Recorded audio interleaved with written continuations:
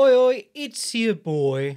Spent far too long trying to think of a good rhyme for patchy mix that starts with atchy and ends with dicks. Jack Slack, failed. Jack Slack podcast, coming at you following UFC 316. Return to form, question mark? Or maintenance of the form that has been shocking through the last few months for the UFC. Couple of cool things happened. Merab Dvalishvili finished a fight. That's cause for celebration. Kayla Harrison submitted Juliana Pena in the way that obviously the UFC hoped she would. Josh Van was awesome, but that was, we expected that from him. But let's start at the top. Merab Dvalishvili versus Sean O'Malley. My beef with Merab has been, I think I said he often fights in a way where his main concern is preventing the opponent from fighting more than it is imparting damage or moving closer to a stoppage. He had one stoppage in, I think it's 14 UFC fights up until this fight, which put him at a 7% finishing rate or something like that, which is remarkable in the worst way. But in addition, that was over Marlon Moraes, who was absolutely shot. He was in the middle of what would become a 7-fight knockout losing streak, which can be crazy because you watch Merab out cardio people and outwork people, and you're going, surely in these longer fights you should be finishing people in the later rounds if you're still fresh and they're just gasping for air. But in this one, he found his moment. He was top half guard with Sean O'Malley. O'Malley turned into him. He slapped a guillotine on over the top, and he got his hand all the way through, so the back of his hand was on O'Malley's collarbone, which is bad because then you can punch through the figure four, or you can take a high elbow guillotine or whatever, but you're getting what John Danaher calls double enclosure, where you're not forearm on the front of their throat, you're V of the bicep on the front of their throat, so that you're squeezing the sides of their neck, creating what is effectively a rear naked choke, but from the front. And he punched his hands through to a figure four or a rear naked choke grip, and O'Malley turned, so he ended up finishing him in a sort of north-south choke. Can't remember if his hands were still locked when he got to the north-south, but it all started with a wrap of the head from half guard. I thought this was quite an intriguing match coming in because the first one was really not as eventful as a lot of Merab fights are. He sort of fannied around on the outside, trying to strike with Sean O'Malley, and O'Malley looked a bit sort of skittish the entire time. So it was like Merab wasn't just steamrolling him at points where you would expect him to be, and Sean O'Malley was standing back going, oh, but if I do something, he might steamroll me. And then in the fifth round, Sean O'Malley, who was still fresh because there hadn't actually been that much happening, managed to land a good front kick to the body on Merab and wind him and almost get the finish in the fifth round, which was crazy. But in this one, I feel like there are sort of two ways to approach the wrestler problem as a striker. You can get on the front foot and try and push them back so that they're shooting into open space, which puts space behind you. And a lot of the guys who are the very best in getting people down or grinding on people in MMA right now are not nearly as good if the fence isn't behind their opponent. So Bilal versus Leon too. Bilal takes Leon down like half a dozen times along the fence. The one shot he takes out in the open, Leon easily sprawls out of, kicks his legs free. I think he even elbows Bilal on the exit. Another example would be something like Conor McGregor versus Khabib, where in the third round, Conor McGregor actually gets Khabib moving back. And Khabib gets his back foot near the fence and he goes, uh-oh, better shoot. Ducks in for a shot and McGregor easily sprawls out of it. And it's probably the worst Khabib's wrestling has looked in MMA because he was made to take a bad shot from a bad ring position. And that was, of course, McGregor's game plan against Chad Mendes before that. Back him up, put him under pressure so that he takes bad shots with nothing behind you. The other way to deal with as a striker, to deal with wrestling is to put your back to the fence to keep you up, which was the sort of mainstay of BJ Penn back in the day, and then Jose Aldo after him. And, Jose Aldo versus Merab Dvalishvili is a great example. Jose Aldo versus Mario Batista, Jose Aldo versus Alexander Volkanovski in the last round of their fight. The guys couldn't get him down, and he was on the fence using it to hold himself up, but he felt like that should have been him winning. And all the judges watching that felt like, no, you're defending the takedowns all the time. You're under attack. So the problem of that, using the fence to hold you up, strategy is that if you can't break away after you've defended the takedowns, you're just giving up time to the other guy, and then that converts into rounds on the scorecards. So Sean O'Malley came out for the start of this one and immediately moved Merab Dvalishvili back to the fence. And you went, oh, that's interesting. And then Merab Dvalishvili faked a couple of punches and Sean O'Malley ran backwards on a straight line until he was almost touching the fence. And he went, oh dear, that's not good. Because from then on, if you watch how much Sean O'Malley has to move when he's along the fence, that's the other thing. If you're fighting with your back to the fence and you don't want your back to the fence, you've got to get out of there. Against trash opponents, you might be able to sprint round. Against good opponents, you need to direction change and then sprint out the side door. But it's a lot of energy. And if you watch Merab when he had Sean on the fence and they weren't in a clinch, he was happily just sort of moving around with him, letting him work, going, yeah, go on, run a bit. That's great. Keep doing that. So if getting tired is your concern, fighting with your back foot to the fence is a really bad way to start. Wrestling was very similar to the first fight. Merab gets in along the cage, shucks his way to the back body lock, and often O'Malley gives up the back body lock because he tries to separate the hands and turn back in. If you watch his fights with Yarn, he was turning into the turtle off the ground, coming up, separating the hands and then turning away, or turning back to face rather. When Merab gets the back body lock, he tries to put Sean O'Malley forwards onto his hands. O'Malley either stays upright or goes forward onto his hands and pushes his butt back. And as he does so, Merab turns back. So he's chest on O'Malley's back. He turns back towards O'Malley and trips out his leg in, I think it's a Kosoto Gari, a small outer reap. But it's a beautiful little foot sweep. That big fat heavyweight who got caught for roids, Hamdi, he was good at that. Basically, you get behind the guy, you give him every indication that you're going to try and run him down onto his hands or pick him up, and then you turn back to face him chest to chest and just trip his leg out in a little movement. Foot sweeps done well. Oh, gorgeous. We're going to be talking about those later with the a couple that happened in the silver van fight. So lots of takedowns from Merab, some pot-shotting from Sean O'Malley, an awful lot of shifting from him, shifting through, stepping through with punches, which I think is probably because he had that one moment of success in the first fight where he threw a 1-2, stepped through, and threw a left straight again. That combination does work very well in MMA, just throwing a 1-2 and then shifting with a third punch. Again, Josh Van knocked down Bruno Silva with that in the first round of their fight. Piotr Jan does it all the time. But there was just an awful lot of shifting from Sean, and there was a bit of kicking in there. Again, you still got to be worried about Merab catching your kick. I just felt as though the moment he sort of conceded the center of the cage without being forced to, that was bad. That was a bad omen. But well done, Merab. Gets a finish. What's this? His second title defense? He's going through. He's now doing a second run of the division, with the exception of who's he not fought in the sort of top 10? I think Sandhagen. But maybe the second time through, he starts finishing people. There are guys who are not as good in rematches, like we talked about Sean Strickland being super weird to deal with.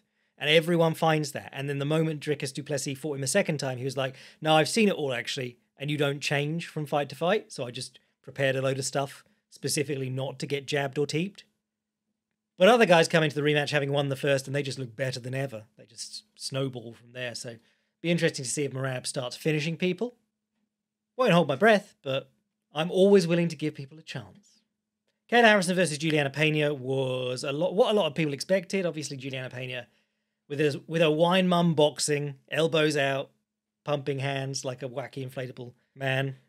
It's still so funny that the lady goat was so thrown off by a dipping jab thrown at the same time as she was jabbing that instead of learning to deal with that, she went southpaw for the rematch and then pieced out so that they didn't have to do a trilogy. Just in case Juliana Pena worked out how to change stances and dipping jab from that side. But Kayla pushed her to the fence early. Pena had an overhook and a nice frame on the neck with her forearm, and Kayla sort of attempted to hoss her with a big lift and then switched to an inside trip. And in the course of that, Pena gave up that frame across the face and took double overhooks. And then she was easily taken down after that. The interesting stuff on the ground in this one is, Aspen Ladd had good success against Kayla Harrison on the ground, and so did Larissa Pacheco in their was that third or fourth fight. Pena was able to put her back in guard in the first round, but then what you noticed was this fight was basically just old school Tito Ortiz fight, which is crazy to see in modern MMA. Or Frankie Edgar versus Yair Rodriguez would be a great example in the modern era, or relatively modern era. Every time I say modern era, I go, oh, Jesus Christ, I'm old. But guys who want to play off their back, if you push their head to the cage, makes their life, and stack them up, like stand over them, it makes their life really hard. Especially if you watched Frankie Edgar versus Yair Rodriguez, because all Yair wants to do is like throw up arm bars and stuff. Frankie stacks him up in his guard and then puts his own head against the against the fence above Yair's. So there's no way Yair can even throw his leg over for the armbar, and then he just punches down on him. And this fight was just the second round, particularly Juliana Pena on the bottom, sort of working a K guard that wasn't really working, not able to keep Kayla off her, trying to throw up submissions with her head crumpled up against the cage. And it's like at that point, you've got to put your feet on them and kick away, or you've got to let them pass to half guard and try and come up on a single as they do so. Jeremy, is it Kennedy? Did that against Volkanovski in the UFC. Kept getting inside trips down into closed guard with his head against the fence. So he'd open his guard, let Volk go to half guard, and then dig an underhook and start working up on a single leg. But eventually Kayla gets passed into a half guard, grabs a Kimura, passes all the way, steps over the head, rips it. Juliana Pena taps quickly, and Kayla Harrison lets it go quickly, and then goes over and they have a nice chat in the cage, as if to say, I know you were being annoying to sell the fight, but we probably didn't sell any fights anyway. Yep, good on Kayla Harrison. They immediately said, let's do the Amanda Nunes fight. She was there dressed as Michael Jackson for some reason.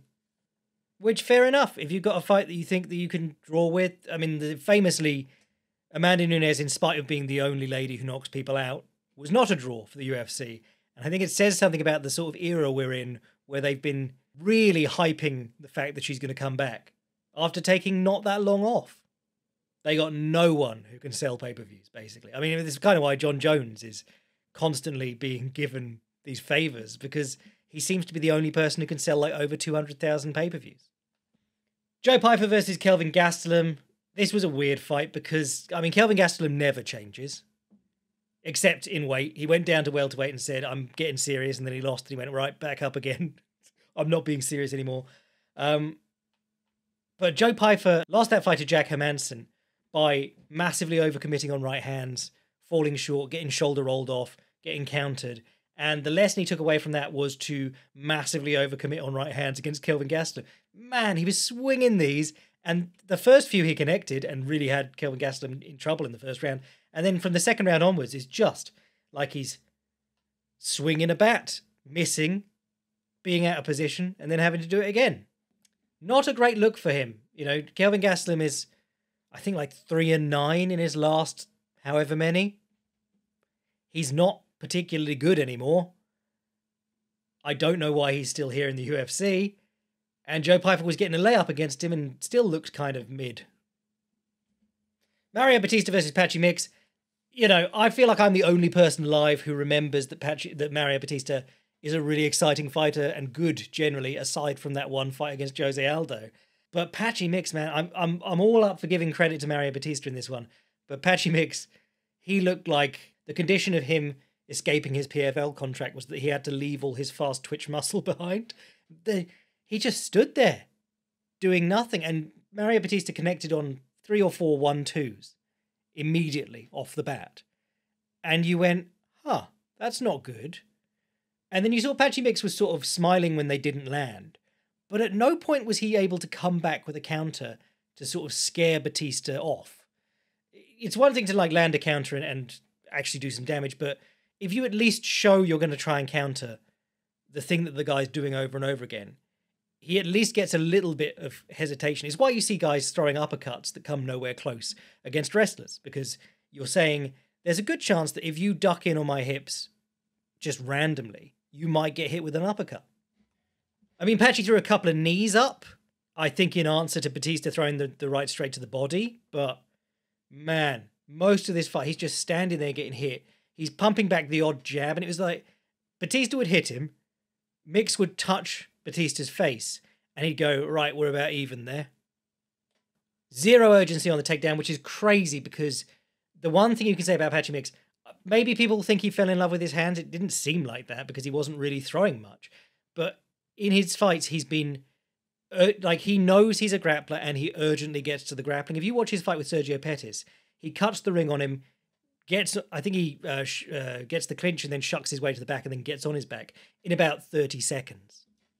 Did the same stuff to Kyoji Horiguchi. He's patient and he loves a knee to the head standing, but he's never struck me as a guy who's lost sight of what he does. Oh, I sounded like DC's keys to victory there. Remember who you are. But he never lost sight of forcing the grappling as early as possible on his own terms. So this fight was really bizarre. And I'm thinking it probably, when I see a guy come out with no energy like that, I assume bad weight cut. You could say octagon jitters, but these guys have been performing. I mean, this is a stadium show. It's not the Apex, but the PFL guys have been performing in front of stadiums and stuff. And the thing that happens every time that someone like this comes over, and we get a little bit excited about them coming over, is that people ignore how good his opponent is. And then people say things like, I was on the Reddit thread and someone was like, well, it seems like the PFL guys are all frauds, but one where DJ got finished, that's a legit division. It's like, no, Adriana Moraes is not legit. Whereas the bantamweights in Bellator and then PFL are actually pretty good. It's just that he came in, looked bad and lost. And you have to do these things on a case-by-case basis because Reinier Derrida looked pretty flaky in a lot of his fights coming to the end of his one tenure. He looked pretty bad in his first UFC fight, and then he just sort of picked it up from then. Then you got other guys like Patricio Pitbull coming. I mean, obviously he's washed now, but coming in and looking dreadful. People point to Michael Chandler, but he lost every second fight in Bellator anyway. You could do Eddie Alvarez. Eddie Alvarez came in from Bellator and champion of a heap of other organizations as well, but came in from Bellator, got matched against Donald Cerrone in his first fight, looked hopeless, and then he rebuilt and became the world lightweight champion in the UFC. So case by case, consider, there's a lot of stuff going on with people, but not an auspicious start for Patchy Mix and a good win for Mario Batista. Probably could have done himself some more favors if he was able to more significantly hurt Mix.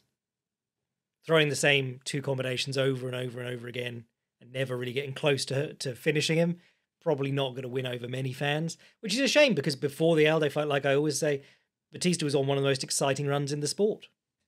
So that was the one that I was excited for that sort of underwhelmed. The other one that I was excited for on this card was, of course, Josh Van versus Bruno Silva. Silva, an exciting flyweight.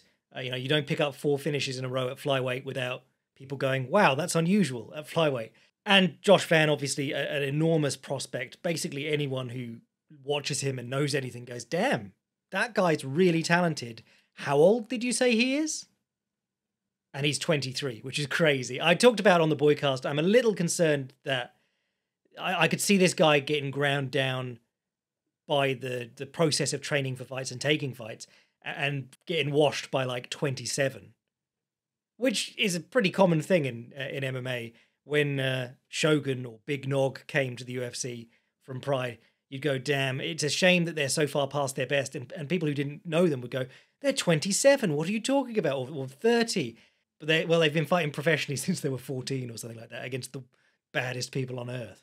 But Josh Van, yeah, that sort of concerns me. And the fact that he came back so quickly from the Charles Johnson knockout loss. He booked a fight 8 weeks later and he was sparring and stuff. And that makes you suspicious of the practices of that gym when people get hurt in sparring even. But as a talent and skill-wise, he's looked phenomenal. I love his boxing, love his jab, love his teeps to the body, which go under the radar. His wrestling has really looked special because he didn't have a lot of it.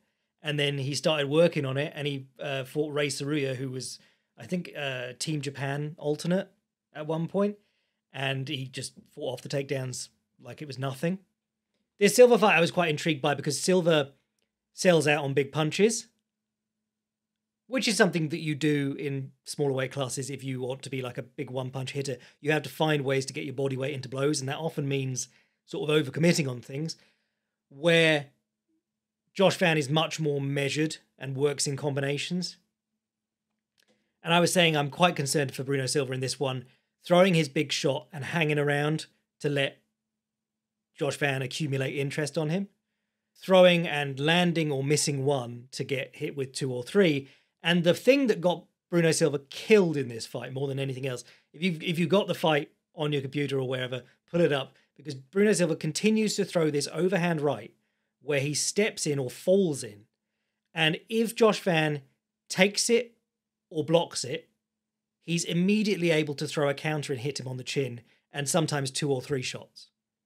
That was where Van was landing that counter uppercut constantly. And it was because Bruno Silva was doing a little bit of the Alistair Overeem when he was scared. If Alistair Overeem fought a big puncher and got scared, watch his fight with Ngannou or his fight with Ben Rothwell, he'd start trying to throw drive-by overhands. He'd throw the overhand with his head way forward of his hips, trying to run past the opponent. And it actually makes you far more susceptible to getting countered. I did like Bruno Silva when he was working the low kicks and the... I wish he'd landed some stepping knees, because when he stepped in to clinch Van, when Van was pursuing him, he had success. He hit this lovely little foot sweep a couple of times that threw Van off balance. And I thought, oh, if you could just do that more and then follow up with it, follow up off it. Foot sweep into knee, foot sweep into high kick. Stuff to keep Van honest. The other thing that worked really well, which worked for Charles Johnson against Van, was to circle around and switch to southpaw and then throw the left straight, stepping down the outside of the lead foot, throw the left straight as Van walks towards you. Bruno Silva had really patchy success, pun not intended on this particular card, but patchy success with everything else. When he circled into southpaw and threw the left straight, he landed it like 5 or 6 times, quite stiffly on Van as he walked forward. So a bit of an issue there for Van, something to be looked at for the future. When Bruno Silva looked for the big Charles Johnson style uppercut, though, he got zapped on the counter. You load up an uppercut, you eat a right straight or a left hook on the chin, you end up like leaning backwards, falling to the floor in the most comical fashion. But Van followed up. He kneed him from I think he quarter Nelson and limp legged out of a single leg attempt and kneed him in their face while he was coming up off the floor. That was gorgeous. But he got the finish in round 3, and yeah, Van looked great. This dude is really, really talented. And he just sneaks in on bad cards a lot of the time. You go, oh, Josh Van's fighting on the undercard of some god-awful Apex card with Rose Namajunas in the main event. But I think those days are over. If he's been like one of 3 knockouts on this card in a big pay-per-view with the president ringside, only good things for Josh Van from now on. Anything else on this card that was worth talking about? Oh, fucking Waldo Cortez Acosta versus Sergey Spivak. I think this one tells you quite an interesting study in the high guard, because Spivak really does commit to the high guard. He's got his, not just his hands up by his head, but his wrists up almost over his head so that his elbows are out in front of him like a snowplow. And he has his chin tucked to his chest, which is good because that's what you want to see from someone using a high guard. It means his body's exposed, but this is heavyweight where no one values anything except big overhands. And what I liked about Spivak was, I mean, he was putting together stuff and landing decently while Acosta was often landing on his forearms or top of the head. And then if you watch when Cortez Acosta went with his back foot to the cage and Spivak threw that jab and he did a nice outside slip to right hand counter. Acosta, countered him. He threw a beautiful right hand counter. Spivak was out of position. He didn't have his guard up because he just jabbed and he was coming back. But because Spivak's chin was down decently, the right hand just bounced off Spivak's forehead. If you look at Spivak's forehead in round 3, he is covered, like his whole forehead is red. He's pretty much fine facially, and he only got wobbled maybe once in that. Oh, did he get wobbled twice? Acosta had a weird one where he sort of wobbled and tried to dance it off. You can do that. You can keep it real to get out of trouble. Your opponent might go, oh, he was just acting out. Or if you're like Ion Kutalaba or rather the ref of Ion Kutalaba versus Ankalaev, you go, oh my God, that man's dying, and you jump in and stop the fight. But pretty bad fight. Well, Cortez Acosta probably didn't deserve the decision. I felt like it was 2-1 for Spivak. But Spivak didn't do enough. Oh, I sound like everything I hated about that era of don't leave it in the hands of the judges. I say era, that's been the entirety of MMA being a sport. Azamat Mirzakhanov landed a good knockout on Branson Ribeiro, not an awful lot there, not a huge detail to the setup, just landed his good overhand and smoked him. There was another one here. Jekka Saragin got knocked out by Ju Sang Yu. I was joking about the last Rising card because Rising did Japan versus Korea. Very storied rivalry there.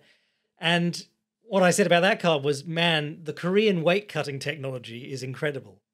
Because it was always a criticism that like the Japanese fighters, when they came to the US, were way smaller. Guys who succeeded in Pride or Shuto, they'd come to the US and they'd look tiny. And the American gyms would say their weight cutting is just not what it is over here.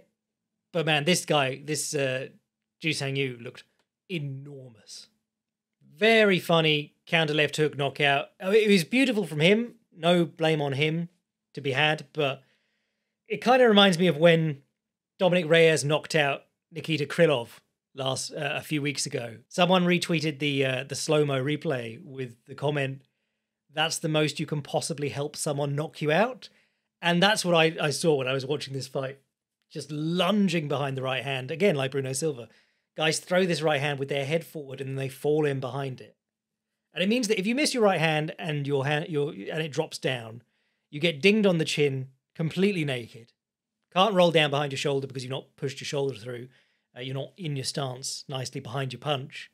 You just you throw your shot. It's kind of like a duel with old flintlock pistols. You go, well, I had my chance. Now I just have to hope that they don't shoot me in the head.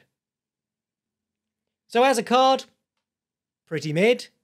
But next week we've got one of the oldest, washed cards I've ever seen happening. So that'll be intriguing. Boxing was much more interesting this week. We had all the Japanese bantamweights in action. Nakatani versus Nishida with a little bit of Tenshin Nasukawa on the undercard. It sets up Nakatani versus Inoue, a weight class up. And it sets up Tenshin Nasukawa, former kickboxing wunderkind turned boxer, against Yoshiki Takei, former kickboxing savant turned world boxing champion. So that's really interesting. We'll talk about the fights that happened on the boy cast. And then I was just getting into Keyshawn Davis, who I said was a blind spot in my boxing knowledge. I hadn't really seen much of him fight. I watched him this week to get ready for this fight this weekend. And I was going, damn, this guy's got an incredible style. I love this guy's style. And I started singing the praises of him. And then he missed weight, got his fight cancelled, attacked an unrelated guy with his baby backstage. I was just like, oh, why do I find people at the worst times? Just went clown mode when I became a fan of him. But when we're on bandwagons, we don't back Dune, we double Dune. I have to somehow come round to the thinking that, like, the guy with the baby had it coming. But that's for the next podcast. If you want to get in on the extra stuff, articles, podcasts, film studies, sign up to the Patreon, become a boy, support the podcast. Otherwise, I'll catch you next week. I'm your boy, Jack Slack. Oh my God, they let Ariana Lipski compete with a brain tumor and Vicente Luque compete post-brain bleed again. Bless.